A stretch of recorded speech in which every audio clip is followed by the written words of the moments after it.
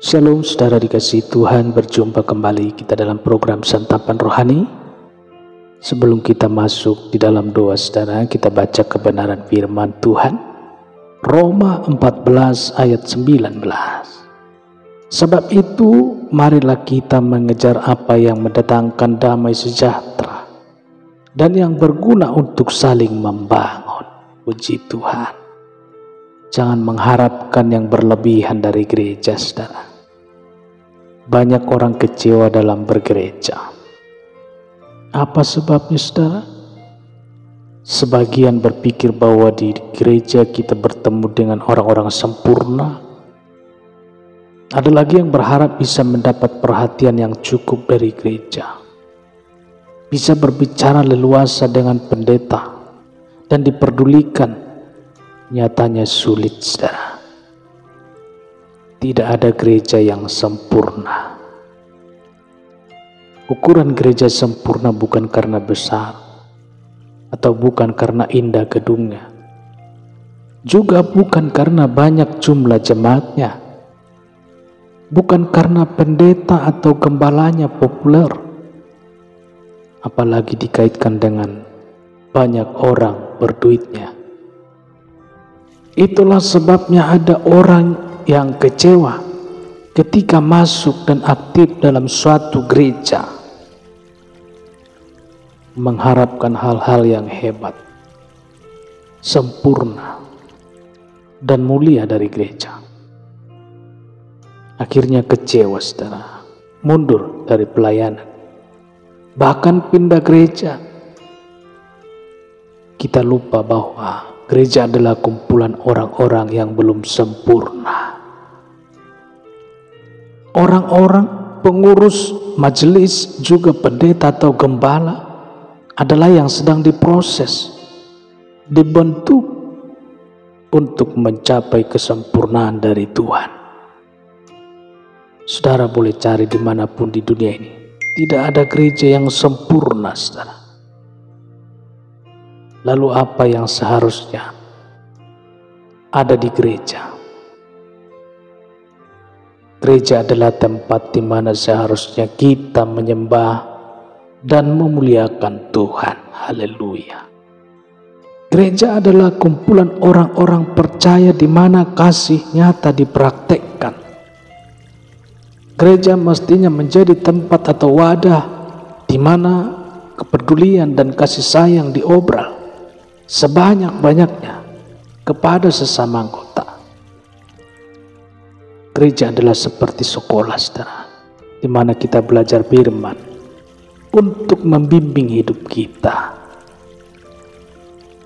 Gereja adalah kawah candra di muka, di mana setiap orang diajar, dididik, dimuridkan, kelak menjadi penjangkau jiwa di dunia nyata ini saudara. Gereja semestinya adalah surga dunia, di mana Kristus hadir dan nyata dalam kebersamaan bersama orang-orang Kristen lainnya. Bagaimana kenyataannya? Jauh panggang dari api saudara. Justru di gereja kita menemukan banyak hal yang memalukan. Saling bersaing, saling pamer kemewahan, saling merasa paling dipakai Tuhan, saling tidak peduli. Kita yang adalah gereja Tuhan gagal mempertontonkan diri kita seperti yang Tuhan kehendaki saudara. Menyedihkan. Ada orang yang sudah tahunan setia berada di suatu gereja, bahkan tidak dikenal apalagi diperhatikan. Bukan rahasia lagi terjadi pengelompokan jemaat. Yang kaya dengan yang kaya saudara, yang berpendidikan dengan yang berpendidikan, yang memiliki jabatan dengan sekelompoknya. Terjadi pemisahan kelas yang mestinya tidak boleh ada di kumpulan orang percaya di gereja. Gereja tidak ubahnya seperti bioskop atau gedung pertunjukan. Ada kelas-kelasnya, ada kelas VVIP, orang-orang yang sangat istimewa penting. Ada juga kelas VIP, orang yang istimewa.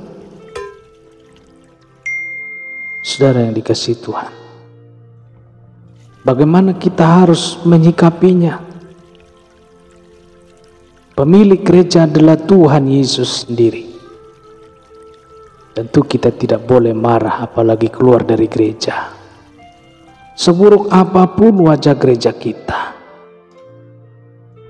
ayat renungan kita menasehati kita supaya mengejar apa yang mendatangkan damai sejahtera dan yang berguna untuk saling membangun. Kita diminta untuk bersikap positif sehingga tidak terjadi hal-hal yang membuat keonaran di dalam gereja. Kita harus mengusahakan suasana yang penuh dengan damai sejahtera, saudara. Tidak boleh saling menjatuhkan, saling memfitnah, saling menggosip, baik secara langsung maupun melalui WA group juga.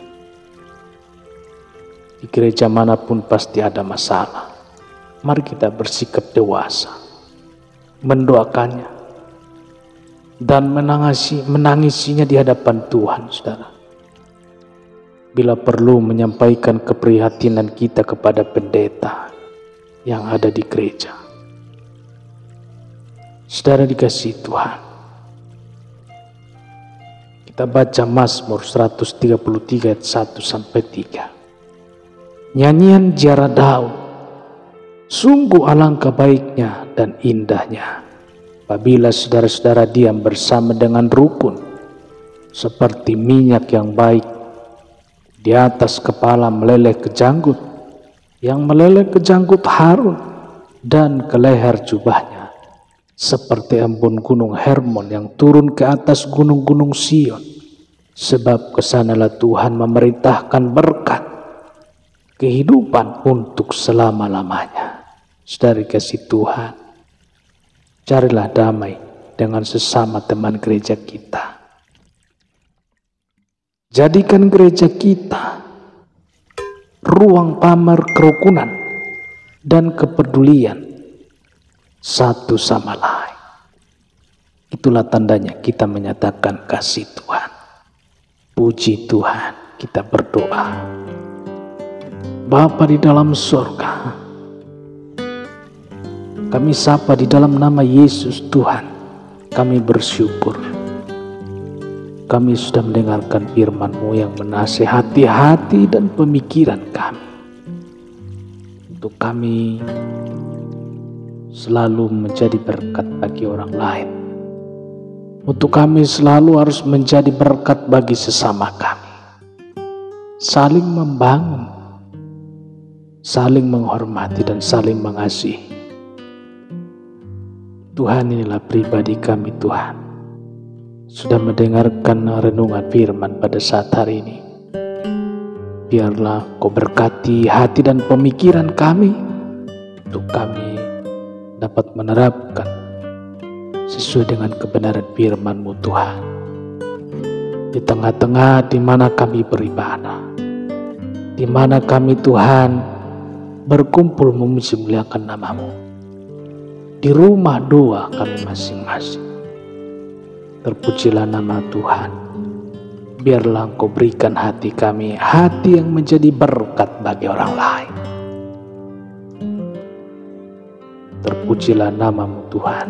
Begitu juga seluruh para pendengar yang mendengarkan program Santapan Rohani pada saat hari ini. Berkatilah Tuhan. Baik pergumulan mereka Engkau berkati, campur tangan. Dan biarlah Engkau Tuhan yang menjadi jawaban atas setiap permasalahan mereka. Keluarga anak cucu mereka Tuhan berkati. Baik di masa-masa tua mereka Tuhan. Biarlah Engkau yang menopang. Supaya nama Tuhan yang ditinggikan, diagungkan, dan dimuliakan. Terpujilah nama-Mu Tuhan pada saat hari ini kekal untuk selama-lamanya. Haleluya. Amin. Bapak Ibu dikasihi Tuhan, demikian pendengaran firman Tuhan. Biar nama Tuhan ditinggikan dan diagungkan. Tuhan Yesus memberkati. Haleluya. Amin.